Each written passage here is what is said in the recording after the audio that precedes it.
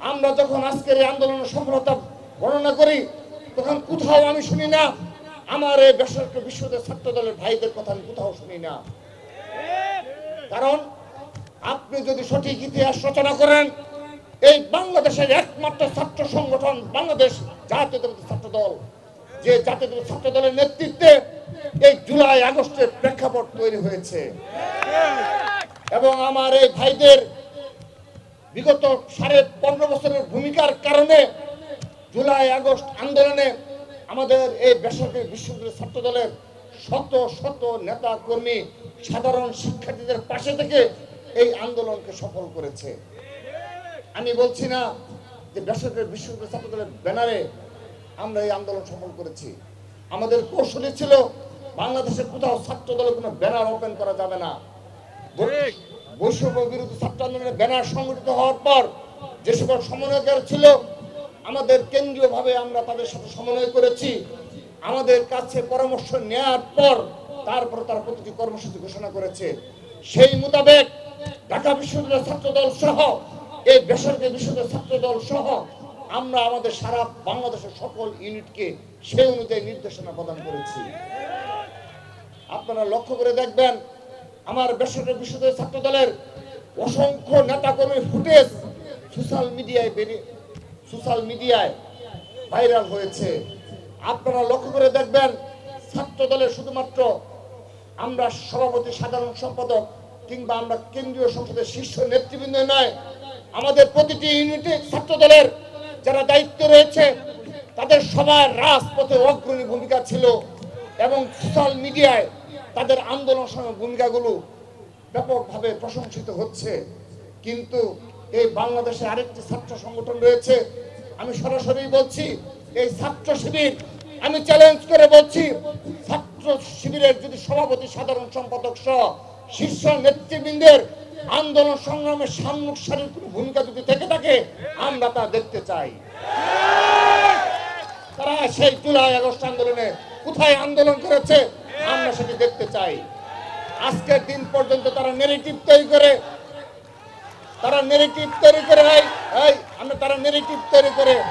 তারা নাকি বুদ্ধি পরামর্শ দিয়েছে। এই বুদ্ধি পরামর্শ দেওয়ার জন্য অসংখ্য ছাত্র দলের মেধাবী নেতৃবৃন্দ ভূমিকা পালন করেছে, নেপথ্যে সাধারণ শিক্ষার্থীর ভূমিকা পালন করেছে। কিন্তু ছাত্র সংগঠন যারা রয়েছে তাদের মূল কাজ হলো রাজপথে ভূমিকা রাখা, রাজপথে অগ্রণী ভূমিকা রাখা এবং ছাত্র সংগঠনগুলোর প্রধান কাজ হলো রাজপথে ফ্যাসিবাদের বিরুদ্ধে অগ্রণী ভূমিকা পালন করার মাধ্যমে সাধারণ শিক্ষার্থীদের সুরক্ষা দেওয়া। রাজপথে সাধারণ শিক্ষার্থীদের সুরক্ষা দিয়ে ঢাল হিসাবে ছাত্র সংগঠনের নেতৃবৃন্দের সম্মুখ সারিতে থাকবে, যে কাজটি বছরের পর বছর করে এসেছে বাংলাদেশ জাতীয়তাবাদী ছাত্র দল। কিন্তু এই গুপ্ত সংগঠনের নেতৃবৃন্দ আমরা কখনো তাদেরকে রাজপথে পাই না। শুধু তাই নয়, একটি কথা প্রচলিত রয়েছে, যখন তাদের শীর্ষ নেতৃবৃন্দের ফাঁসি দেওয়া হলো, যুদ্ধাপরাধের দায়ে ফাঁসি দেওয়া হলো, আমরা তার নিন্দা জানিয়েছি।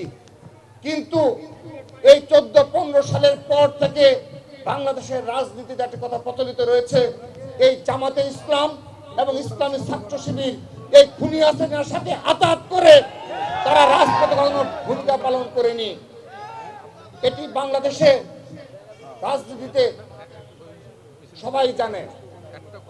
সেই কারণে সর্বশেষ যে জুলাই আগস্ট আন্দোলনে এখন অনেক তথ্য বের হয়, আমরা সকলের কৃতিত্ব দাবি করে বলছি, আপনারা কখনো এই বেসরকারি বিশ্ববিদ্যালয়ের যে ভূমিকা ছিল, মাদ্রাসা শিক্ষার্থীদের যে ভূমিকা ছিল এবং এই শিক্ষার্থীদের বাইরেও যাদের ভূমিকা ছিল তাদেরকে সর্বাগ্রে স্মরণ করবে।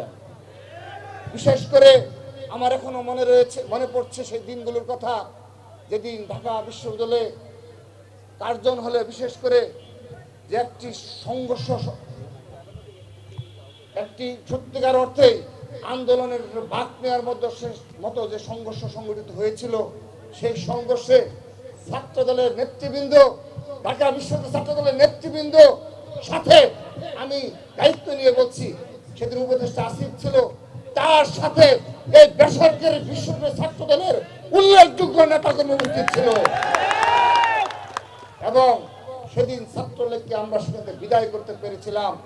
আপনারা দেখবেন একটি ভিডিও ভাইরাল হয়েছে, সেখানে এই বর্তমান উপদেষ্টা আসিফ কানে কানে আমাদের ছাত্র দলের যে নেতৃবৃন্দ রয়েছে তাদের নিকট অনুরোধ জানাচ্ছে যে আমরা রাত 8টা-9টা পর্যন্ত থাকতে হবে, তা নাহলে আজকে যদি আমরা আমাদের অবস্থান ধরে রাখতে না পারি, বিশেষ করে শহীদুল্লাহ হল, ফজলুল হক মুসলিম হল, অমর একুশে হলে আমাদের অবস্থান যদি ধরে রাখতে না পারি, তাহলে এই আন্দোলনকে আমরা এগিয়ে নিয়ে যেতে পারবো না। আপনারা অবগত রয়েছেন, তার পরবর্তী ধাপে যখন ঢাকা বিশ্ববিদ্যালয়ের সবগুলো হলকে ভ্যাকেন্ট করার পর থেকে জাহাঙ্গীরনগর বিশ্ববিদ্যালয়ের সহ বাংলাদেশের সকল শিক্ষা প্রতিষ্ঠানের হলগুলোকে শূন্য করে ফেললো এবং প্রতিটি ক্যাম্পাসের নিয়ন্ত্রণ নিয়ে নিল আইন শৃঙ্খলা রক্ষাকারী বাহিনী এবং ছাত্রলীগ। সেই দিনের কথা মনে পড়ে, সেদিন এই বেসরকারি বিশ্ববিদ্যালয়ের সাধারণ শিক্ষার্থীরা যদি রাজপথে নেমে না আসতো, যদি রাজপথ দখল না করত, আমরা এই আন্দোলন আদৌ সফল হতে পারত কি না, এটি অবশ্যই সন্দেহ।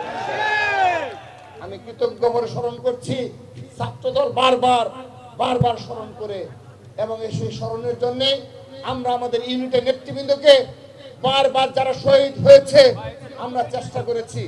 এই প্রায় 51 জনের অধিক সংখ্যক বেসরকারি বিশ্ববিদ্যালয়ের শিক্ষার্থীরা শহীদ হয়েছে। আমরা চেষ্টা করেছি আমাদের ক্ষুদ্র পরিসরে, ছাত্রদল ক্ষুদ্র পরিসরে সেই আগস্টের পরপরই আমরা তাদের খোঁজ নিয়েছি এবং তাদের সাথে আমাদের নিবিড় যোগাযোগ রয়েছে। আমরা এখন পর্যন্ত চেষ্টা করি যে তাদের পরিবারের সাথে সুখে দুঃখে থাকার জন্য আমরা আমাদের নেতৃবৃন্দদের বারবার তাড়না দেই। যখনই দেখা হয় শুনতে চাই যে বেসরকারি বিশ্ববিদ্যালয়ে যারা শহীদ হয়েছে, যারা পঙ্গুত্ব বরণ করেছে, যারা নির্যাতিত হয়েছে এবং উল্লেখযোগ্য সংখ্যক শিক্ষার্থী এবং ছাত্র দলের উল্লেখযোগ্য সংখ্যক নেতাকর্মী 2 চোখ আর 1 চোখ হারিয়েছে। কিন্তু অনেকের সময় নেই, অনেকে অনেক বড় বড় কাজে ব্যস্ত রয়েছে, কিন্তু ছাত্রদল রাজপথে রয়েছে। ছাত্রদল এখনো সাধারণ শিক্ষার্থীদের নিয়ে এই বাংলাদেশ গড়ার কাজেই নিয়োজিত রয়েছে। আমাদের খুব বেশি ব্যস্ততা নেই, আমাদের ব্যস্ততা শুধুমাত্র সংগঠন নিয়ে, আমাদের ব্যস্ততা শুধুমাত্র এই সাধারণ শিক্ষার্থীদের অভিযোগ শোনার জন্য। এবং আগামীতেও যদি বাংলাদেশে কোনো ফ্যাসিবাদ কায়েমের কোনো ষড়যন্ত্র হয়, যদি গণতন্ত্র হরণের কোনো ষড়যন্ত্র হয়, সেখানেও বেসরকারি বিশ্ববিদ্যালয়ের সাধারণ শিক্ষার্থীরা বেসরকারি বিশ্ববিদ্যালয় ছাত্রদল রাজপথে নেমে আসবে ইনশাআল্লাহ। প্রিয় উপস্থিতি,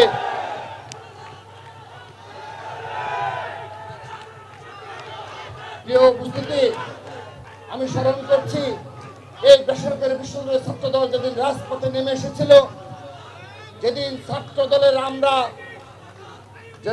ছাত্রদলের আমাদের নেতৃত্বে পুরো বাংলাদেশের ছাত্রদলের নেতৃবৃন্দ রাজপথে নেমে আসলো, আমি আজকের এই অনুষ্ঠান থেকে আপনাদের প্রশ্ন রাখছি, যদি এই আন্দোলন ব্যর্থ হতো কিংবা আন্দোলনের কোনো একটি পর্যায়ে এই খুনি হাসিনা কোটা সংস্কারের যে যৌক্তিকতা ছিল সেটি মেনে নিত, তাহলে সেক্ষেত্রে আমাদের জীবনের কি পরিণত হতো, ছাত্র দলের নেতা কর্মীদের জীবনের কি পরিণত হতো সেটি ভেবে দেখার অনুরোধ জানাচ্ছি। অপরপক্ষে যারা ছাত্রলীগের আশ্রয়ে প্রশ্রয়ে থেকে বিগত 15.5 বছর ক্যাম্পাসের হলগুলোতে অবস্থান করেছে, যারা ছাত্রলীগের আশ্রয়ে প্রশ্রয়ে থেকে পদ নিয়ে এবং ছাত্রলীগের শীর্ষ পর্যায়ের সাথে যোগাযোগ করে ছাত্রলীগের রাজনীতিতে সম্পৃক্ত থেকে গোপনীয়ভাবে অপর ছাত্র সংগঠন তারা সদস্য ছিল, যদি এই আন্দোলন ব্যর্থ হতো, আমি ঢাকা বিশ্ববিদ্যালয়ের ছাত্র শিবিরের সভাপতির সাথে সম্পাদক কথা বলছি, তারা কি নিজেদের আত্মপ্রকাশ করতেন? তারা কি কখনো শিবির হিসাবে নিজেদের পরিচয় দিতেন? কিন্তু আমার ছাত্র দল, আমি সেই গর্বিত সংগঠনের সভাপতি যে ছাত্র দলের লক্ষ লক্ষ নেতা কর্মী পরিচয় দিত, আমি ছাত্র দলের একজন গর্বিত সদস্য।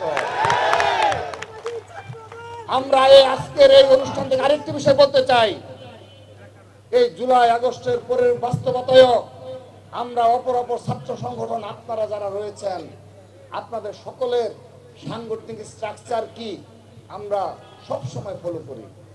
আপনারা ভেবে থাকবেন না সোশ্যাল মিডিয়ার প্রপাগান্ডার মাধ্যমে রাজপথে যারা রয়েছে সাধারণ শিক্ষার্থীদের বিভ্রান্ত করবেন, এটি ভাবলে ভেবে থাকবেন আপনারা বোকার স্বর্গে বসবাস করছেন। আমরা জানি কার কি সাংগঠনিক শক্তি রয়েছে।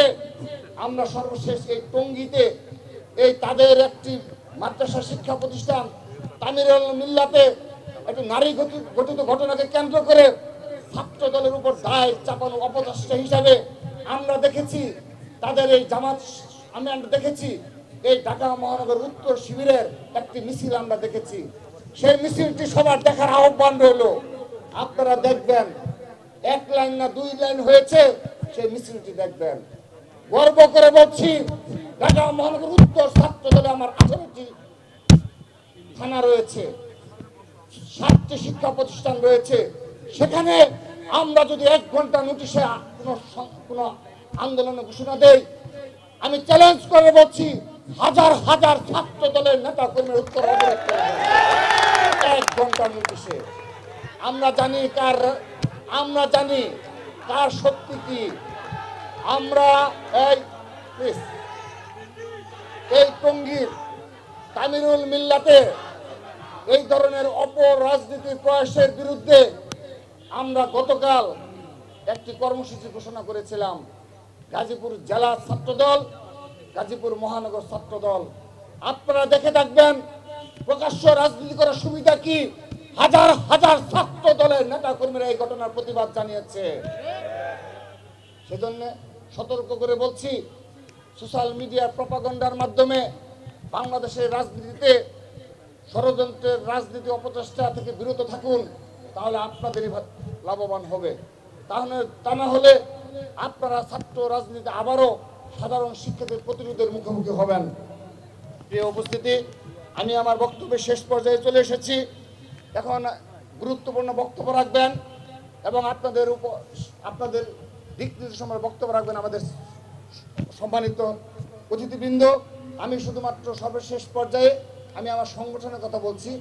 এই বেসরকারি বিশ্ববিদ্যালয় ছাত্রদল আমার যারা নেতৃত্ব রয়েছে এবং যারা আগামীতে নেতৃত্ব দিবেন, সকলের উদ্দেশ্যে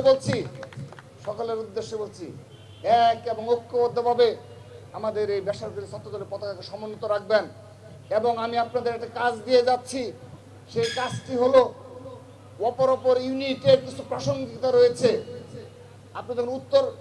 আপনি যখন রাজশাহী কিংবা রংপুরে যাবেন, সেখানে বেশ কিছু আঞ্চলিক স্লোগান রয়েছে এবং বেশ জনপ্রিয়, যেগুলো আমরা ঢাকায় সাধারণত স্লোগান দেই না।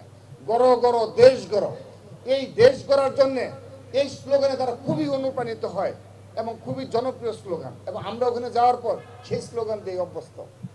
সেহেতু ঢাকার অপর ইউনিটে বেশ কিছু জনপ্রিয় স্লোগান রয়েছে, যেগুলো শিক্ষা প্রতিষ্ঠানের ক্ষেত্রে প্রযোজ্য।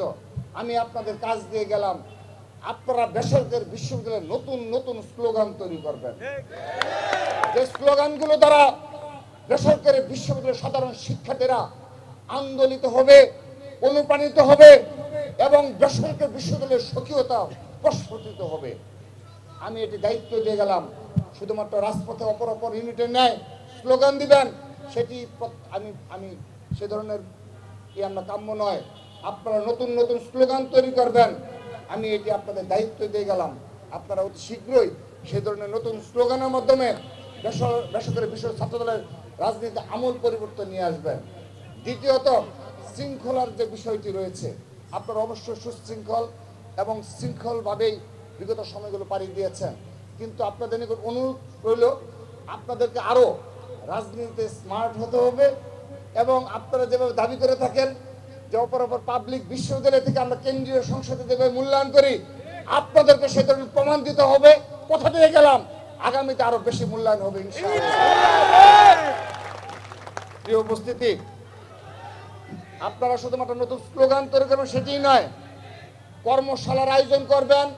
আমাদের একটি বৃহৎ পরিকল্পনা রয়েছে বেসরকারি বিশ্ববিদ্যালয় নিয়ে। আমাদের তো মাত্র 6 মাস অতিবাহিত হয়েছে, আমরা মাত্র অল্প কিছুদিন সময় পেয়েছি যে ফেসিস্টদের বিতাড়িত করার পর আমরা সুন্দরভাবে আমাদের সঙ্গে গোছানোর জন্য। আমি আশা রাখছি আগামীতে আরো বৃহৎ পরিসরে আমরা নতুন কর্মশালা করব বেসরকারি বিশ্ববিদ্যালয় নিয়ে, যে কর্মশালার মাধ্যমে বেসরকারি বিশ্ববিদ্যালয়ের রাজনীতিতে, ছাত্র রাজনীতিতে একটি নতুন ধারার উন্মোচন হবে ইনশাআল্লাহ, আমি আশাবাদী। প্রিয় উপস্থিতি, সর্বশেষ সদস্য ফরম বিতরণ। আপনারা যাকে তাকে সদস্য হিসেবে আমরা নেব না। আপনারা দেখবেন সর্বশেষ পর্যায়ে এই ছাত্রলীগের ব্যানারে যদি কেউ ভূমিকা রেখে থাকে, আমরা তাদেরকে আমাদের সংগঠনে অ্যালাউ করি না। বাংলাদেশের ছাত্রদল একটি ইউনিটেও আমাদের লক্ষ লক্ষ নেতা কর্মী, আমরা যারা বিগত সময় ছিলাম তাদেরকে নিয়ে পথ চলবো।